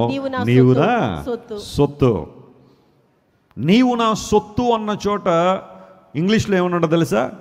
యు ఆర్ మైన్ అనే మాట ఉంటుంది. Praise the lord. మనం ఎవరికి చెందినవారమాట? దేవునికి చెందిన. You are mine. నా చేతుల నుండి ఏ ఒక్కరూ మిమ్మల్ని అపహరింపనేరరు అని ప్రభువారు చెప్పారు. చాలాసార్లు మన జీవితాల్లో ఏదైనా కష్టం రాగానే, ఇబ్బంది రాగానే, ప్రతికూలత రాగానే మన ఐడెంటిటీని మనం కోల్పోతుంటాం, మన గుర్తింపును కోల్పోతుంటాం. నాకే ఈ బాధలండి, నాకే ఈ కష్టం అండి, నాకే ఈ నిందలండి, నాకే ఈ ఎడబాటండి అని చాలాసార్లు మన గుర్తింపును కోల్పోయి దుఃఖపడుతుంటాం, వేదన పడుతుంటాం. బైబిల్ గ్రంథంలో నిరాశకు గురైన వాళ్ళు కూడా చాలామంది ఉన్నారు. వారు కూడా భవిష్యత్తు అనుకుంటాను ఆ పర్టికులర్ టైం అపవాది వారిని తీవ్రంగా శోధిస్తున్నప్పుడు వారి గుర్తింపును మర్చిపోయారు. దేవుని బిడ్డలుగా మనం చేయాల్సిన పని ఏంటో తెలుసా? జీవితంలో ఎంత ప్రతికూల వాతావరణం ఉన్నా, ఎంత విపత్కర పరిస్థితులు ఉన్నా మన గుర్తింపును మనం ఏం చేయకూడదో మర్చిపోకూడదు. ఎవరైనా మీ దగ్గరికి వచ్చి మీరు ఎవరండి అంటే మనం ఏం చెప్పాలి? మేము దేవునికి చెందినవారు, ఆయన సొత్తైన ప్రజలం. దేవుడు మనల్ని తన సొత్తుగా మార్చుకున్నాడు. పేతురు మహాశయుడు 2 పత్రికలు రాశాడు, మనందరికీ తెలుసు కదా. ఆ పత్రికల్లో పేతురు గారు క్రైస్తవ్యం యొక్క ఔన్నత్యాన్ని, దేవుని బిడ్డల యొక్క మహోన్నతమైన అనుభవాలను తెలియచేసుకుంటూ వస్తూ 2వ అధ్యాయం 9వ వచనంలో, పేతురు రాసిన మొదటి పత్రిక 2వ అధ్యాయం 9వ వచనంలో ఒక చక్కని మాట రాశాడు. మనందరికీ తెలిసిన వాక్య భాగం అది. అందులో కూడా ఈ విషయాన్ని ప్రస్తావిస్తాను. ఏమన్నాడు? అయితే ఒకప్పుడు మీరందరూ చీకటిలో ఉన్నారు, ఆశ్చర్యకరమైన తన వెలుగులో, అయితే ఇప్పుడు మీరందరూ కూడా ఆశ్చర్యకరమైన తన వెలుగులోనికి మిమ్మును పిలిచిన వాని గుణాతిశయములు ఏం చేయాలి? మీరు ప్రచురం చేయ నిమిత్తముగా మీరు మొట్టమొదటిగా ఏర్పరచబడిన వంశము, రాజులైన యాజక సమూహం, రెండవది రాజులైన యాజక సమూహం, పరిశుద్ధ జనమును, మూడవది పరిశుద్ధ జనము, దేవుని సొత్తైన ప్రజలు, నాలుగవది మనం దేవుని సొత్తైన ప్రజలం. ఇది నీ ఐడెంటిటీ, ఇది నీ గుర్తింపు. మందిరము నాది అని దేవుడు అన్నాడంటే ఆ మందిరంలో ఉన్న సభ్యులుగా ఉన్న మనము, దేవుని ప్రజలైన మనము ఆయనకు చెందిన వారమని దేవునికి ఆలోచన. అదే విషయాన్ని ప్రభు ప్రస్తావిస్తూ నా మందిరం అనే మాట ప్రభువు వాడాడు. It belongs to God. And God's people belong to him. దేవుని ప్రజలు ఆయనకి చెందినవారు. ఒకప్పుడు మనందరం చీకట్లో ఉన్నవారమే, కానీ ఇప్పుడు యేసు ప్రభు ఆశ్చర్యకరమైన తన వెలుగులో నడిపించాడు. మీలో చాలామంది నిలబడి చెప్పిస్తే సాక్ష్యాలు చెప్పగలరు. అవును వెస్లీ గారు, మేము ఒకప్పుడు అంధకారంలో బ్రతికిన వారమే, చీకట్లో బ్రతికిన వారమే. ప్రభువును ఎరుగని చీకటి, అజ్ఞానం అనే చీకటి, అహంభావం అనే చీకటి, దౌర్భాగ్య పరిస్థితులు అనే చీకటిలో మేము బ్రతికిన వారమే. ఎటు పోతున్నామో మాకు అర్థం కాలేదు. మా గమ్యం ఏంటో మాకు తెలియకుండా అగమ్య గోచరంగా మా ప్రయాణాలు ఉన్నప్పుడు యేసుక్రీస్తు ప్రభువును అంగీకరించినప్పుడు ఆయన మమ్మల్ని ఎక్కడికి నడిపించాడో? వెలుగులో నడిపించాడు. ఇప్పుడు ప్రశ్న అడుగుతాను, యేసు ప్రభువును అంగీకరించడం అనేది మతం మార్చుకున్నామా లేదా వెలుగులోనికి వచ్చామా? వెలుగులోనికి వచ్చాం. ఈ విషయంలో మీలో చాలామందికి అవగాహన ఉండాలి. కొంతమంది తెలియక యేసు ప్రభువును నమ్ముకున్న తర్వాత మేము యేసు ప్రభు మతాన్ని పుచ్చుకున్నామండి 10 సంవత్సరాల క్రితం అంటారు. పుచ్చుకోవడానికి ఇదేం పదార్థం ఏం కాదు. యేసు ప్రభు మతాన్ని పుచ్చుకోలేదు. కొంతమంది తెలియక మేము ఈ మతంలో దిగేమండి అంటారు చాలామంది. దిగడం కాదు ఇది. యేసు ప్రభు మనల్ని పైకి లేవనెత్తాడు ఆయన. కొంతమంది తెలియక ఈ మతంలో కలిసిపోయామని అంటారు చాలామంది. ఆ మాటలు వాడడానికి లేదు. దేవుని బిడ్డలుగా మనం చెప్పాల్సిన మాట ఏం తెలుసా? ఒకప్పుడు నేను అంధకారంలో బ్రతికాను, దేవుడు ఎరుగక, ప్రభు ప్రేమను తెలుసుకోక, ఆయన ఔన్నత్యాన్ని తెలియక అంధకారంలో బ్రతికాను. కానీ ఇప్పుడు యేసు ప్రభు నన్ను ఎక్కడికి తీసుకొచ్చారు? వెలుగులోని తీసుకొచ్చారు. ఆశ్చర్యమైన తన వెలుగు. It's a marvellous light. ఆ వెలుగులోనికి నడిపించి దేవుడు నాకు ఒక ఐడెంటిటీ ఇచ్చాడు. చూడండి, ఎవరైనా ఒలింపిక్స్లో పతకాన్ని సాధించినప్పుడు లేదా ఒలింపిక్స్లో వారు ఆ రేస్లో పాల్గొని మొదటి బహుమతి, రెండో బహుమతి, మూడో బహుమతి సాధించినప్పుడు వారిని నిలబెట్టి వారి మెడల్ ఏమేస్తారు? మెడల్స్ వేస్తారు కదా. గోల్డ్ మెడల్, ఆ తర్వాత సిల్వరు, ఆ తర్వాత బ్రాంజ్ మెడల్. ఒలింపిక్స్ జరుగుతున్నప్పుడు కొన్ని దేశాల వారు పదుల సంఖ్యలో గోల్డ్ మెడల్ తీసుకెళ్ళిపోతూ ఉంటారు. కొన్ని దేశాలకు ఎక్కడో సిల్వర్ మెడల్ రాగానే ఇంకా ఆ దేశం అంతా అల్లకల్లోలం అయిపోద్ది ఆ రోజు, ఒక సిల్వర్ మెడల్కో లేకపోతే బ్రాంజ్ మెడల్కో. ఎందుకంటే ఒలింపిక్స్ అనేవి ప్రపంచవ్యాప్తంగా, విశ్వవ్యాప్తంగా జరుగుతున్న క్రీడలు కాబట్టి అందులో విజయం సాధించడం అనేది చిన్న విషయం కాదు. హుసేన్ బోల్ట్ అని ఒక ఆయన ఉంటాడు, మీలో చాలామంది తెలుసు. అతడు చిరుతపులి వేగంతో పరిగెడతాడని అంటారు. ఇంకో మాటలు ఏమో చిరుతపులి ఇంకా వేగంగా. అతడు 100 మీటర్స్ పరిగెత్తాడు అంటే ఇంక అతను ఎవరు సాధించలేరు. యూజువల్గా 100 మీటర్స్ పరిగెత్తేవారు ఎప్పుడు గమ్యం చేరదామా అని చూస్తూ ఉంటే ఈయన దాదాపుగా క్లైమాక్స్కి వచ్చినప్పుడు రెండో వాడు ఏ స్థానంలో ఉన్నాడో చూసి పరిగెడుతుంటాడు ఆయన. అంత కాన్ఫిడెన్స్ అనమాట అతనికి. అంటే ఖచ్చితంగా అతను ఎక్కడో దూరంగానే ఉండుంటాడన్న ఆలోచన వెనక్కి తిరిగి చూసి పరిగెడుతూ ఉంటాడు. హుసేన్ బోల్ట్ వారి యొక్క హెయిర్ కూడా కౌంట్ చేసుకుంటారు. అది ఎంతవరకు ఉండాలో అంతవరకే ఉంచే పరిస్థితి. ఆ వెయిట్ అంతా క్యాల్కులేట్ చేసుకుంటారు. ఆయన షూ ప్రత్యేకంగా డిజైన్ చేస్తారు. ఒలింపిక్స్లో పథకం సాధించగానే అతను నిలబెట్టి మెడలో పథకం వేస్తారు. యేసుక్రీస్తు ప్రభువును అంగీకరించిన తర్వాత ప్రభువు కూడా మనకు 4 మెడల్స్ వేసాడట. అందులో ఫస్ట్ మెడల్ పేరేంటి చెప్పండి? మనం ఎవరో? ఏర్పరచబడిన వంశం. Hallelujah. We are chosen by the Lord. ప్రభువు నిన్ను ఎన్నుకున్నాడు, ఆయన కోరుకున్నాడు నిన్ను, ఆయన నిన్ను ఏర్పాటు చేసుకున్నాడు. You are chosen by the lord. ప్రజలు నిన్ను నిరాకరించవచ్చు, ప్రజలు నిన్ను వద్దనొచ్చు, ప్రజలు నీ ఉనికిని ఇష్టపడకపోవచ్చు, ప్రజలు నీ యొక్క ప్రెజెన్స్ని కోరుకోకపోవచ్చు, కానీ listen to me my friend, you are chosen by God. నువ్వు దేవుని చేత ఏం చేయబడ్డావు? ఇప్పుడు ప్రశ్న అడుగుతాను, మనలో ఏ మంచితనం చూసి దేవుడు మనల్ని ఏర్పాటు చేసుకున్నాడు? పోనీ ఏ గొప్పతనం చూసి మనల్ని ఏర్పాటు చేసుకున్నాడు? జాన్ వెస్లీని దేవుడు ఏర్పాటు చేసుకున్నాడు. నాలో ఏ గొప్పతనం దేవుడు చూసి ఏర్పాటు చేసుకుని ఉండొచ్చు? నథింగ్, ఏమీలే. కేవలం ఆయన ప్రేమను బట్టి, ఆయన కృపను బట్టి మాత్రమే ఎన్నుకొని ఏర్పాటు చేసుకున్నాడు.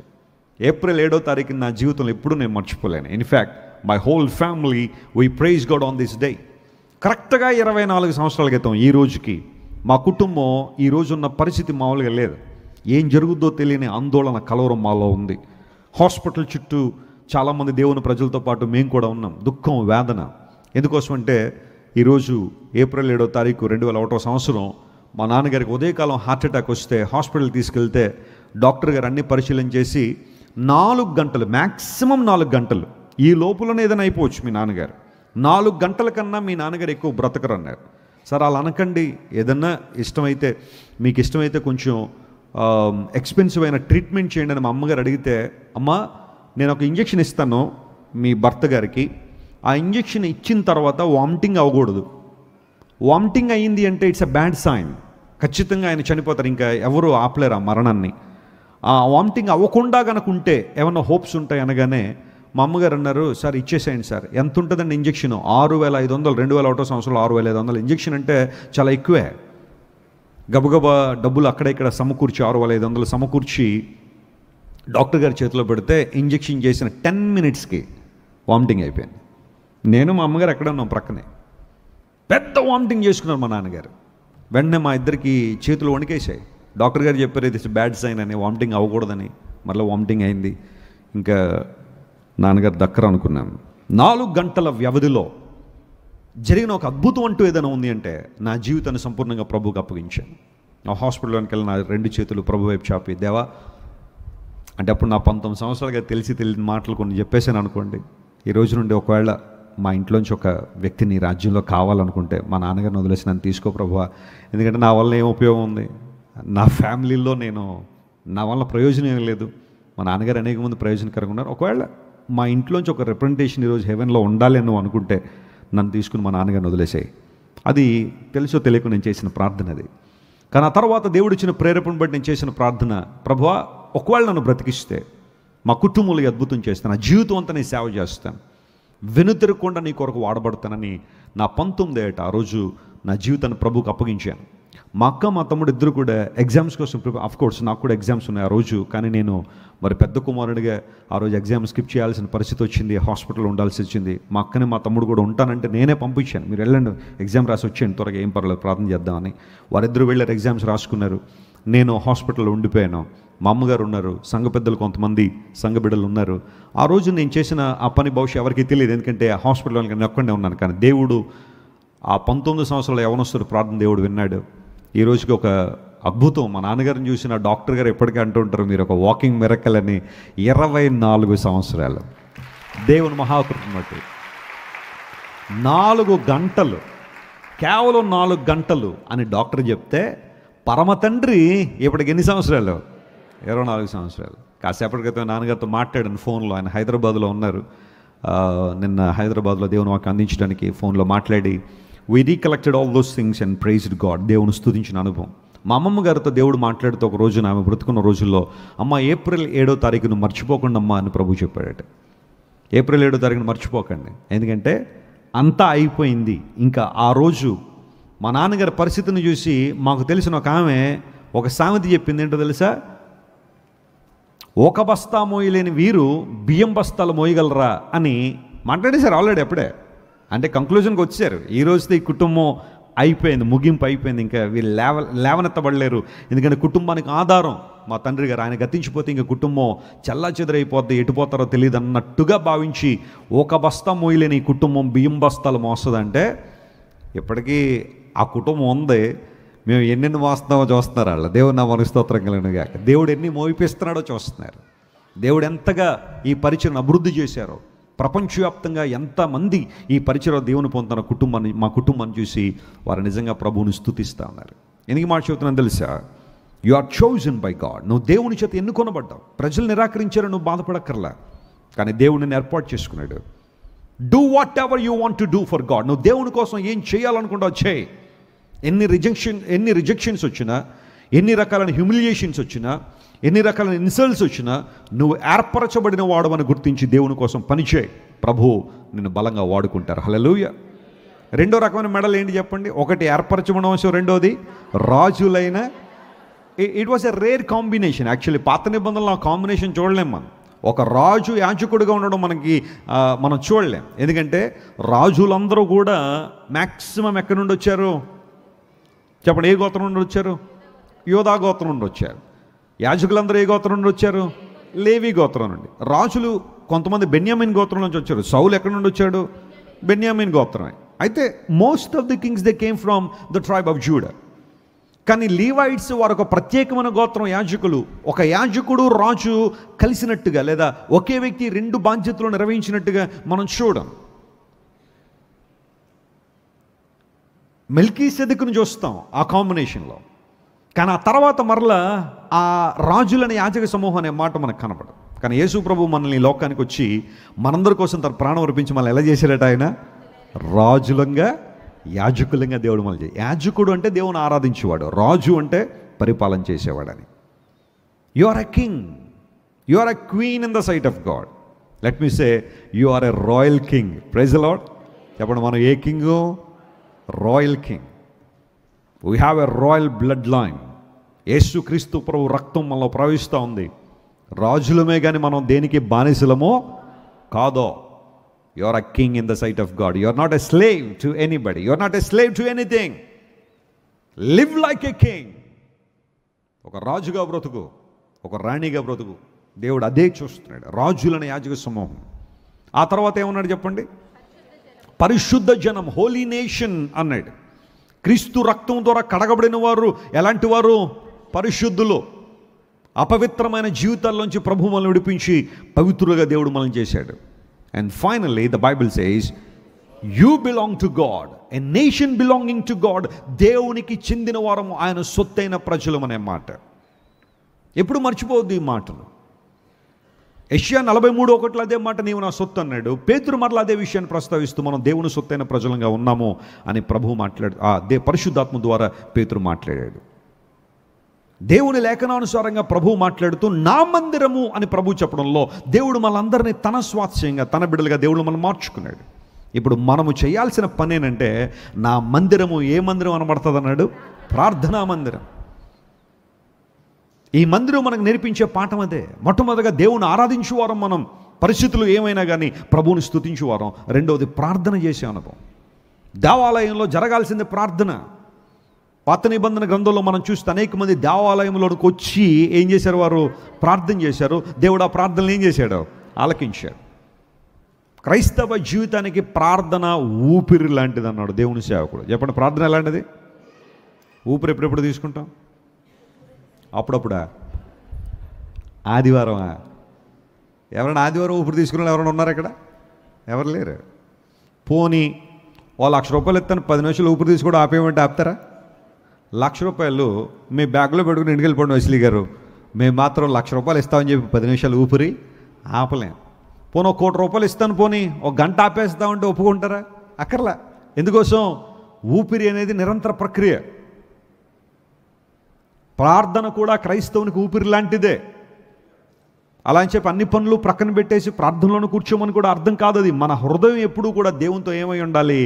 కనెక్ట్ అయి ఉండాలి. కనెక్ట్ అయి ఉండాలి. ఫోన్కి సిగ్నల్స్ వస్తూ ఉంటాయి. ఎక్కడి నుంచి వస్తాయంటే, ఎక్కడో చోట ఆ టవర్ ఉంటుంది. మన సర్వీస్ ప్రొవైడర్ ఎవరైతే ఉంటారో, ఎయిర్టెల్ అయితే ఎయిర్టెల్లో, ఐడియా అయితే ఐడియా, లేదా జియో అయితే జియో, బిఎస్ఎన్ఎల్ అయితే బిఎస్ఎన్ఎల్, ఆ టవర్స్ ఉంటాయి. ఆ టవర్స్ నుండి సిగ్నల్ ఫోన్కి ఎప్పుడు వస్తూనే ఉంటాయి. మీరు ఎక్కడున్నా సరే, మీ ఇంట్లో ఉన్నా లేదా చర్చ్లో ఉన్నా, బయటికి ఎక్కడ నుండి వచ్చినా ఈ ఫోన్ ఆ సిగ్నల్స్ని ఏం చేసుకుంటూ ఉంటుంది? రిసీవ్ చేసుకుంటూనే ఉంటుంది. ఆ కనెక్షన్ అనేది దానికి ఉంటూనే ఉంటుంది. ప్రార్థన కూడా అలాంటిదే. దేవుని సన్నిధిలో ప్రతి క్షణము కూడా మన హృదయాలు దేవునితో ఏం చేయాలి? కనెక్ట్ చేసి ఉంచాలి. ప్రార్థనాపూర్వకంగా మన విజ్ఞాపనలు దేవుని తెలియచేస్తూ ఉండాలి. క్రైస్తవ జీవితం దేవుని మీద ఆధారపడే జీవితం. కొంతమంది అనొచ్చు, ప్రార్థన చేయమని దేవుడు ఎందుకు చెప్పాడండి? మనం అడిగేవి దేవునికి తెలియదా? దేవునికి తెలుసు. దేవుడు అనంత జ్ఞాన సంపన్నుడు. ఆయనకు అన్నీ తెలుసు. అన్నీ తెలిసిన దేవుడే అడుగుడి మీకు ఇవ్వండి అన్నాడు. మరి ఆ మాట ఆయన ఎందుకు వాడాల్సి వచ్చింది? మీరు అడగక్కర్లేదు, మీకు ఏం కావాలో ఇచ్చేస్తానని దేవుడు అనలా. అడుగుడి మీకు ఇవ్వండి. క్రైస్తవ జీవితంలో ప్రార్థన అనేది చాలా ప్రాముఖ్యమైనది. ఎందుకోసం అంటే, ఆ ప్రార్థనా సమయం నువ్వు ఎవరితో సమయాన్ని గడుపుతున్నావు? దేవునితో సమయాన్ని గడుపుతున్నావు. అది అక్కడ ప్రాముఖ్యమైనది. You are spending your time with the lord. కొంతమంది ఆ సమయాన్ని కూడా దొంగిలించేసి ప్రార్థన చేయమని ఎక్కడుందండి, ప్రార్థన చేయకపోతే పనులు అవ్వా అని వాళ్ళ అందరిలో ఉద్దేశం ఏంటో తెలుసా? ఆ సమయాన్ని కూడా దేవునికి ఇవ్వడం వారికి ఇష్టం లేదు. అందుకని ఆ ప్రశ్నలు వస్తాయి. ఉదయాన్నే లేచిన తర్వాత కొంత సమయం దేవునితో గడపడం, రోజులో ఒకవేళ ఎప్పుడైనా దేవుడు అవకాశం ఇస్తే సమయం ఉంటే ఆ సమయాన్ని దేవునితో గడపడం, ఆ ప్రక్రియ నువ్వు చేసినప్పుడు దేవునితో అనుసంధానం చేయబడే ప్రక్రియ. ప్రార్థన ద్వారా దేవునికి అభిషేకాన్ని, ఆయన అనుగ్రహాన్ని మన జీవితంలో అనుభవించగలుగుతున్నాం. నా మందిరం ప్రార్థనా మందిరం అనబడుతుంది. కానీ ప్రార్థన జరగాల్సిన చోట రోకలు మారుతున్నాయి. ప్రార్థన జరగాల్సిన చోట గువ్వలు అమ్ముతున్నారు. ప్రార్థన జరగాల్సిన చోట గోల ఉంది, అల్లరు ఉంది, కమోషన్ ఉంది, కన్ఫ్యూజన్ ఉంది. ఇలాంటివన్నీ దేవుడు సహించలేదు. నా మందిరం ప్రార్థనా మందిరం, ఆ ఉద్దేశం అదే.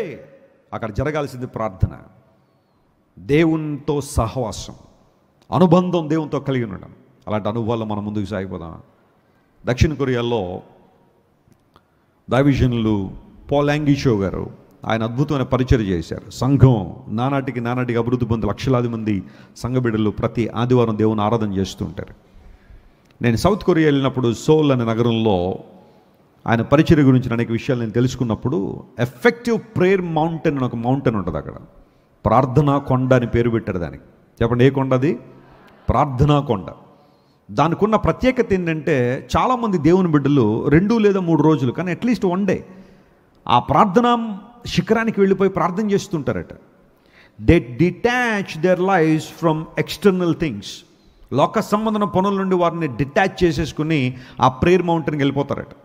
అక్కడికి వెళ్తే అక్కడ కొన్ని ప్లేసెస్ ఉంటాయి ప్రార్థనకు అనుకూలంగా, ప్లేసెస్ కానీ కొన్ని కేవ్స్ లాంటివి కానీ, లేదా వాళ్ళు కట్టిన కొన్ని రూమ్స్ లాంటివి కానీ ఏమైనా ఉంటే వెళ్ళి ఆ కంటిన్యూస్గా అక్కడ ప్రార్థనలో గడుపుతూ ఉంటారు. దేవుని సన్నిధిలో ప్రార్థన చేసాం, ప్రభువా మా దక్షిణ కొరియాని మీరు ఆశీర్వదించండి, మా దేశంలో సమానత్వాన్ని ఉంచండి, మా దేశంలో ఆశీర్వాదం ఇవ్వండి, మా దేశంలో నీ కదలిక ఉండాలి ప్రభువా, మా దేశంలో నీ అనుగ్రహం ఉండాలి, నీ అభిషేకం మా దేశంలో ఉండాలని సౌత్ కొరియాలో చాలామంది ప్రార్థన చేస్తుంటారు. సౌత్ కొరియాకి స్వాతంత్రం వచ్చి 60 లేదా 70 సంవత్సరాలు అంతే. మన భారతదేశానికి ఎప్పుడు స్వాతంత్రం వచ్చిందో దాదాపు అదే సమయంలో వాళ్ళు కూడా స్వాతంత్రం ఆ పరిస్థితుల్లోనే. కానీ ఈరోజు సౌత్ కొరియా మనం చూస్తే ఆ డెవలప్మెంట్ మనకు చాలా ఆశ్చర్యం అనిపిస్తుంది. అన్ని రంగాల్లోనూ వారు అభివృద్ధి చెందారు. అక్కడ ఎవరు లేజీ పీపుల్ని ఎప్పుడు మనం చూడం. సోమరిగా కాసేపు కూర్చోవడం, సోమరిగా మాట్లాడుకోవడం అనేది ఎక్కడ మనకు కనబడదు.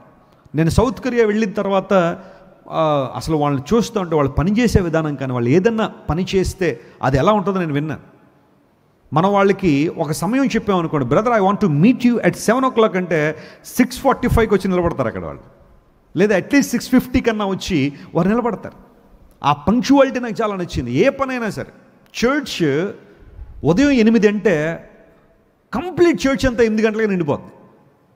ఇంకా ఒక్క నిమిషం కూడా ఆలోచించారు. Because it's an appointment with the lord. ఇది దేవునితో అపాయింట్మెంట్ కాబట్టి నేను I should be in the church by time. 8 అంటే 8 గంటలకు హోల్ కాంగ్రిగేషన్ ఉంటారు చర్చ్ అంతా. మళ్ళీ ఆ తర్వాత ఇంకెవరు వచ్చి డిస్టర్బెన్స్ చేయడం అలాంటివి ఉండవు. ప్రార్థన చేయడంలో కానీ, బైబిల్ చదవడంలో కానీ, వారి సువార్త ప్రకటించడంలో కూడా చాలా అద్భుతమైన బాధ్యత కలిగిన వారు. ప్రార్థన నీలో సువార్త భారాన్ని పెంచుతుంది. హల్లెలూయా. నశించిపోతున్న ఆత్మల పట్ల భారాన్ని పెంచుతుంది. సౌత్ కొరియా ప్రక్కనే నార్త్ కొరియా ఉంటుంది. ఆ నార్త్ కొరియా ఎంత, ఒక మాటలో చెప్పాలంటే ప్రతికూలతలు ఉంటాయంటే, నార్త్ కొరియాలో కొన్ని ప్రాంతాలకి ఇంకా కరెంటే లేదట, ఎలక్ట్రిసిటీయే లేదట, టెలిఫోన్ కనెక్షన్స్ లేవు. నార్త్ కొరియా కొంచెం డిక్టేటర్షిప్లో నడుస్తూ ఉంటుంది. ఆ కిమ్ గారు అక్కడ ఉంటాడు, ఆయన రూలింగ్ అన్నమాట. అంత ఈజీ కాదు అక్కడ సువార్త వెళ్ళడం కానీ, లేదా మాలాంటి వాళ్ళు ఎవరైనా సేవకులు వెళ్ళడం కూడా అంత ఈజీ కాదు. నార్త్ కొరియా వెళ్ళడం అంటే చిన్న విషయం కాదు. అక్కడ అన్ని రూల్సే, మొత్తం అన్ని రూల్సే, అన్ని రకరకాలైన భయంకరమైన కఠినమైన నిబంధనలు అక్కడ ఉంటాయి. ఎవరైనా హెయిర్ స్టైల్ కావాలనుకుంటే అక్కడికి వెళ్ళిన తర్వాత 4 ఫోటోలు ఉంటాయండి, అందులో ఏదో చూజ్ చేసుకోవాలి అంతే. నాకు అలా చేయండి ఎలా చేయండి అంటే జైల్లోకి పంపించేస్తారు. అంత కఠినమైన నిబంధనలు. ఇప్పుడు సౌత్ కొరియన్స్ ఏం చేస్తుంటారంటే, ఆ నార్త్ కొరియా వాళ్ళకి సువార్త అందించాలనే ఆలోచనలో బైబిల్ గ్రంథంలో చిన్న చిన్న సువార్తల్ని, చిన్న చిన్న పుస్తకాలని చిన్న చిన్న పారాషూట్లు కట్టి ఆ పారాషూట్లను వదులుతూ ఉంటారట. ఫర్ ఎగ్జాంపుల్ ఒక 100 పారాషూట్లు వదిలేస్తే అలా వెళ్ళి ఎక్కడో పడిపోతాయి. ఏదో ఒక ఇంటి మీద పడితే ఆ ఇంటోళ్ళు బైబిల్ చదువుకుంటారేమోనన్న ఆలోచనతో వాటిని వేస్తూ ఉంటే మరి ఎన్ని అందుతాయో తెలియదు, ఎన్ని అందవో తెలియదు, కానీ సమ్టైమ్స్ దే రిసీవ్ టెస్టిమోనీస్. మా ఇంటి మీద ఒక చిన్న పారాషూట్లో బైబిల్ దొరికిందండి, మేము చదువుకున్నామని. ఎంత భారం అది. కొన్నిసార్లు మనకు బైబిల్ 1 కాదు 2 కాదు, బోల్డ్ భాషల్లో, బోల్డ్ ట్రాన్స్లేషన్లు, మళ్ళీ కామెంటరీలు చాలా ఉంటాయి మనకు. కానీ చదువుతున్నాం మనం. ఎప్పుడైనా సరే మానవ నైజం ఏంటో తెలుసా, ఒక వస్తువు కానీ ఒక వ్యక్తి కానీ ఉన్నంత వరకు వారి విలువ మనకి తెలియదు. ఆ వస్తువుని కానీ వ్యక్తిని కానీ కోల్పోయినప్పుడే ఆ విలువ ఏంటో మనకు అర్థమవుతూ ఉంటుంది. బైబిల్ ఇన్ని అందుబాటులో ఉన్నాయి మనకి, ఇన్ని ట్రాన్స్లేషన్ ఇన్ని లాంగ్వేజెస్లో అందుబాటులో ఉంటాయి, చదవడానికి మనకు ఆసక్తి లేదు. కానీ బైబిల్ లేక కనీసం ఒక్క పేజ్ లేదా ఒక్క సువార్త మాకున్న పర్వాలేదు చదువుకుందాం అనే ఆలోచనలో ఎంతోమంది ప్రపంచంలో కనిపెడుతున్నారు. దేవుని ప్రజలారా, దేవుని మందిరములో ప్రార్థన జరగాలి, దేవునితో కమ్యూనికేషన్, ఆయనతో అనుబంధం, ఆయనతో సహవాసం. బైబిల్ సెలవిస్తూ ఉంది, ఆయనతో సహవాసము చేసిన ఎడల, చెప్పండి నీకేం కలుగుద్ది అన్నాడు, సమాధానం కలుగుద్ది. అలాగూ నీకేముంది? మేలుంది. యోబు గ్రంథం 22వ అధ్యాయం 21 వచ్చిన ఆయనతో సహవాసం చేస్తే మనకేముంది? సమాధానం. ఒకవేళ గలిబిలిగా ఉందా ఈరోజు నీ జీవితంలో? ఆందోళన ఉందా? కలవరం ఉందా? నిద్రపడడం లేదా? అసమాధానం ఇలా ఉందా? దేవునితో సహవాసం చేసేవాళ్ళు సమాధానంగా ఉంటారు. హల్లెలూయా. అలాగుననే ఏం కలుగుద్ది అన్నాడు? మేలు. ఈరోజు మేలు కోసం అనేక మంది రకరకాల ప్రాంతాలకు పరుగులెడుతూ ఉన్నారు. ప్రాణాలు కోల్పోతున్నా కానీ లెక్క చేయట్లేదు. మేలు జరిగితే చాలన్నట్టుగా. మొన్న ఎక్కడో న్యూస్లో చూశాను, ఒక చోట ప్రజలందరూ బోర్లా పడుకుని ఉన్నారు. ఇదేంటబ్బా వీళ్ళందరూ బోర్లా పడుకున్నారని చూస్తే కాసేపటికి ఒక ఆయన వచ్చాడు. పడుకున్న వాళ్ళందరి మీద నడుచుకుని వెళ్తాడు ఆయన. ఎందుకు ఈ ప్రక్రియ జరుగుతున్నది అని అడిగితే, ఆయన అలా నడుచుకుని వెళ్తేనట అందరికీ ఏం జరుగుద్దట? మేలు జరుగుద్దట. మరొక వీడియో ఎక్కడో చూశాను, ప్రజలందరూ రౌండ్గా నిలబడి ఉంటే ఒక ఆయన వచ్చాడు పెద్ద చీపురు కట్ట పట్టుకొచ్చి దబా దబా బాత్రాడు తల మీద. ఆ చీపురు కట్టతో దెబ్బ తినగానే ఎంత మేలు! ఇంటికెళ్ళి చూసుకో, బ్లడ్ క్లాట్ అయిపోయింది అక్కడ. ఎంత మేలట! చీపురు కట్టలతో తన్నించుకుంటున్నారు, తొక్కించుకుంటున్నారు, తిట్టించుకుంటున్నారు. ఫ్యాన్ బాబా అంటే ఒకడు కొత్తగా వచ్చాడు, ఫ్యాన్ బాబా. ఇంటికి తీసుకెళ్ళగానే నలుగురు ఇలా లేపుతారట అతన్ని. తిరుగుతున్న ఫ్యాన్ ఇలా ఆపుతాడట. ఫ్యాన్ ఆపేశాడు. అబ్బా ఎంత ఎంత పవరో! మా ప్రశస్తకి చెప్తే స్విచ్ ఆఫ్ అయితే ఫ్యాన్ ఆగిపోద్ది. చిన్న పాప ఫ్యాన్ ఆపాడు, పవరా! ఇలాంటివన్నీ మనుషులు మేలు జరగాలని ఆలోచన. నన్ను ఎవరినో తప్పుపట్టాలనో విమర్శించాలనో కాదు. ప్రజలు కొన్నిసార్లు మేలు జరుగుతుంది అంటే ఎంతటి ఇలాంటి ప్రక్రియలకైనా ఇలాంటి పనులకైనా సిద్ధపడిపోతున్నారు. కానీ నిజమైన మేలు ఎప్పుడు జరుగుద్ది మనిషికి? Connect your life to God. దేవుడికి నీ జీవితాన్ని కనెక్ట్ చేయి. ఆయనతో సహవాసం చేస్తే నీకేముంది? మేలు ఉంది. నా మందిరం ప్రార్థనా మందిరం అనబడుతుంది. దేవుని సన్నిధిలో చేసిన ప్రార్థనలకు దేవుడు ఏమి ఇచ్చాడు? ఒక 2 ఎగ్జాంపుల్ ఇస్తాను చూడండి. హన్నా దేవుని మందిరానికి వచ్చి ఏం చేసింది? షిలోహులో ప్రత్యక్ష గుడారం వేశారు. నేను బ్లెస్సీ వెస్లీ గారు గత సంవత్సరం ఇజ్రాయెల్ దేశం వెళ్ళినప్పుడు ఆ షిలోహు అనే ప్రాంతానికి వెళ్ళాం. అక్కడ హన్నా ప్రార్థన ఒక మార్బుల్ స్టోన్ మీద చక్కగా చెక్కి పెట్టారు. ఎక్కడైతే ప్రత్యక్ష గుడారం వేశారో ఆ ప్రాంతానికి వెళ్ళాం. హన్నాకున్న కొరత మనందరికీ తెలుసు, బిడ్డలు లేరు. అదో ఒక ఇబ్బంది అయితే, మరొక ప్రక్క నుండి నిందల అవమానాలు, మరొక ప్రక్క నుండి కృంగిపోయింది, కలవరపడింది అనేక సార్లు. తన భర్త అయిన ఎల్కానా చాలా ప్రయత్నం చేశాడు ఆమెను ఓదార్చడానికి.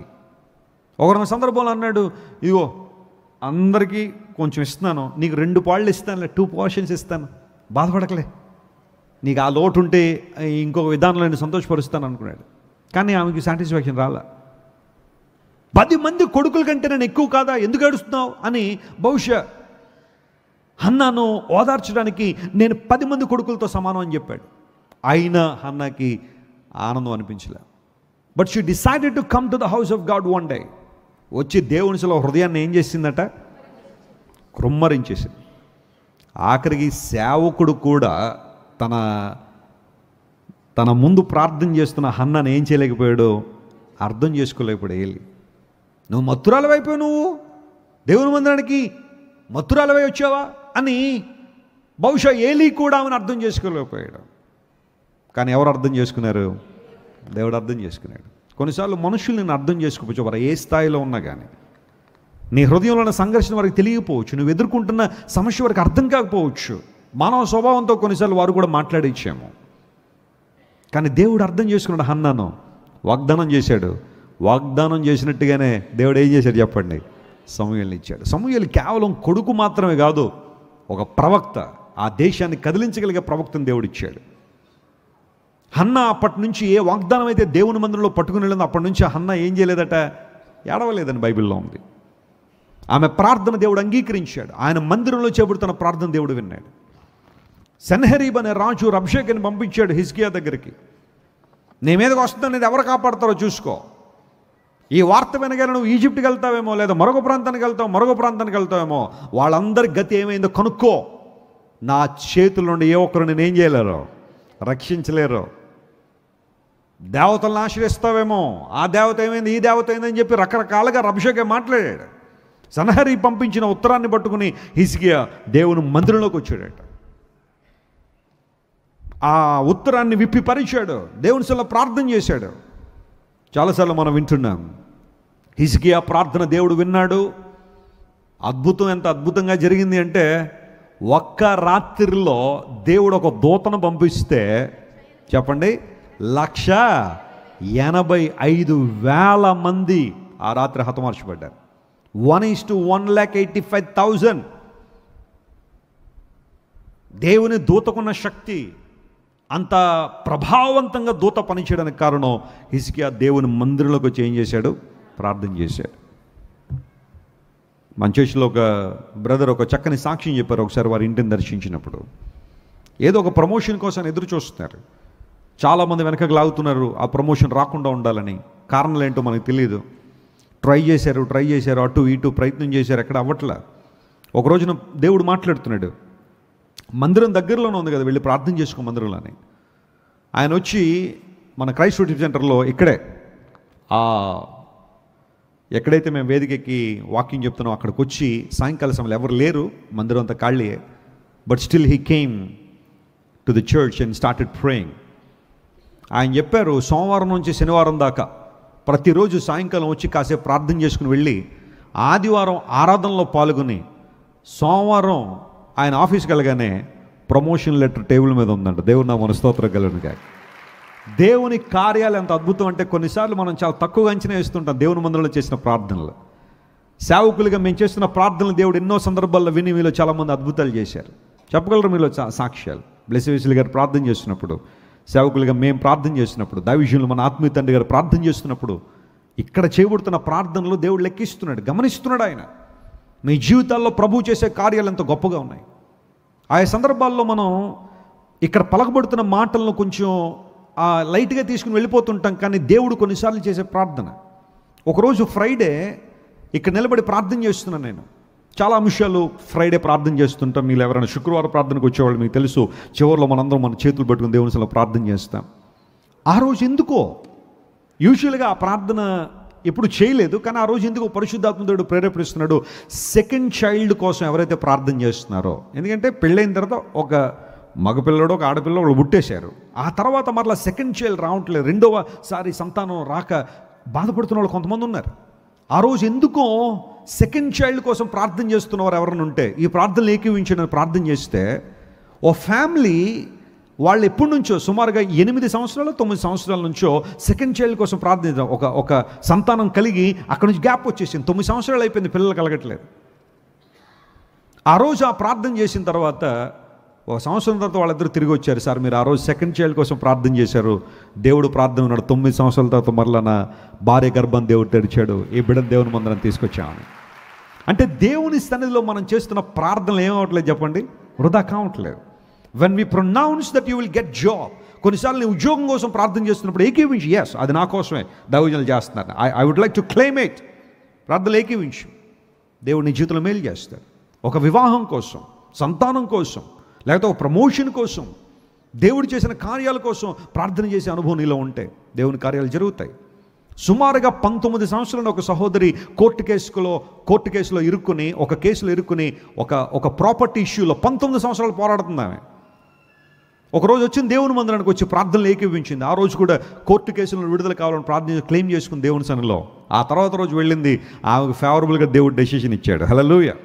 ఇలా ఒకటి కాదు, రెండు కాదు, చాలా సాక్ష్యాలు మన దగ్గర ఉన్నాయి. ఇవన్నీ ఎందుకు చెబుతున్నాను తెలుసా? నా మందిరము ఏమనిపిస్తుంది? ప్రార్థన మందిరం. మొట్టమొదటిగా మన ఆధ్యాత్మిక శ్రేయస్సు కోసం ప్రార్థన చేస్తున్నాం, ఆత్మలో అభివృద్ధి కోసం ప్రార్థన చేస్తున్నాం, దేవుని నడిపింపు కోసం ప్రార్థన చేస్తున్నాం, దేవుని కార్యాల్లో ఆసక్తి కోసం ప్రార్థన చేస్తున్నాం, మన జీవితాలు స్థిరంగా ముందుకు కొనసాగాలని ప్రార్థన చేస్తున్నాం. ఆ తర్వాత మనకున్న ప్రతి అవసరం కోసం కూడా దేవుని సన్నిధిలో మనం ఏం చేయాలా? ప్రార్థన చేయాలి. దేవుని ప్రార్థన వింటాడు.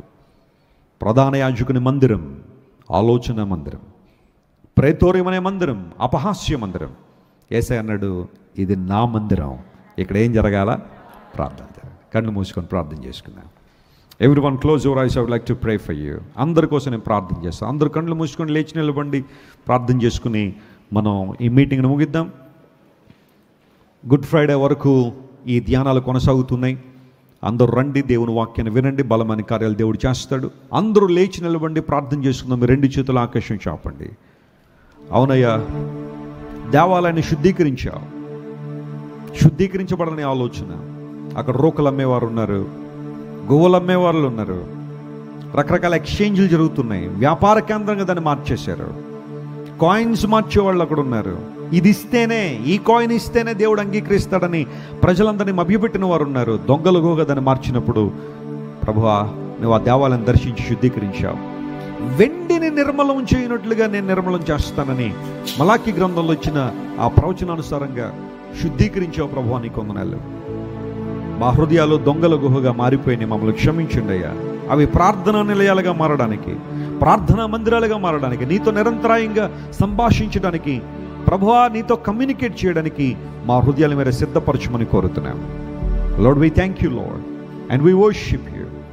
యేసయ్యా, నీకే మహిమ నాయన. అందరూ దేవుని వైపు మనం చూద్దాం.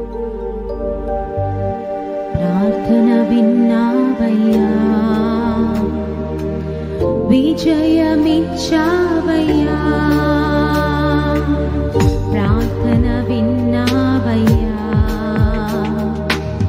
విజయమిచ్చావయ్యా.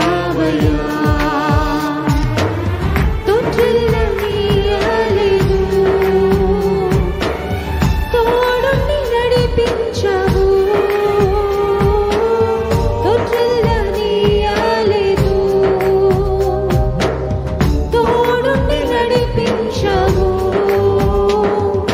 పొగడిద పాట పాడి పేరు తుఫానాగిపోయి పరవశించి పాడేదా. పొగడిద పాట పాడి పేరు తుఫానాగిపోయి పరవశించి పాడేదా. తండ్రి దేవా మంచివాడా, నిరంతరం గొప్పవాడా. తండ్రి దేవా మంచివాడా, నిరంతరం గొప్పవాడా. నిరంతరం గొప్పవాడా, నిరంతరం గొప్పవాడా. ప్రేమ గల మా తండ్రి, గొప్ప దేవానికి స్తోత్రాలు. ఈ 3వ రోజు మేమందరం నిసంలో చేరి 3వ మందిరం గురించి మేము ధ్యానం చేశాం. ప్రధాన యాజకుని మందిరం, ప్రెతోరియం అనే మందిరం, నా మందిరం అన్నావు ప్రభువా. నీ మందిరం మీద నీకు అధికారం ఉందయ్యా. నీ మందిరాన్ని మేము దొంగలుగా మార్చేశాం, కానీ తిరిగి శుద్ధీకరించడానికి, నిర్మలం చేయడానికి వస్తానని నీ గురించి చెప్పబడిన ప్రవచనానుసారం ప్రభువా మందిరానికి వచ్చి గువ్వలు అమ్మవారు, రోకలు మార్చువారు, ప్రభువా రకరకాల క్రయ విక్రయాలు చేయవారు అందరిని వెళ్ళగొట్టి ఇక్కడ జరగాల్సింది ప్రార్థన, ఇక్కడ జరగాల్సింది ఆరాధన అనే సందేశాన్ని మీరు మాకు ఇచ్చారు ప్రభువా, నీకు స్తోత్రాలు. నీ ఇంటిని గురించిన ఆసక్తి నన్ను భక్షించుచున్నదని లేఖనాల్లో రాయబడిన రీతిగా ప్రభువా, నీ ఇంటి పట్ల నీకు ఆసక్తి ఉంది కనుక నీకు స్తోత్రాలు. మమ్మల్ని నీ మందిరంలో, నీ సంఘంలో పాలిభాగస్తులుగా మమ్మల్ని చేసి నీ సొత్తైన ప్రజలుగా మమ్మల్ని ఏర్పాటు చేసుకున్నావు ప్రభువా. ఈ లోకంలో ఏ గుర్తింపు లేని మాకు గుర్తింపునిచ్చావు. ఏర్పరచబడిన వంశంగా చేసుకున్నావు. రాజులను యాజక సమూహంగా చేసావు. పరిశుద్ధ జనంగా మమ్మల్ని నిలబెట్టావు. నీ సొత్తైన ప్రజలుగా చేసుకున్నందును బట్టి నీకు స్తోత్రాలు.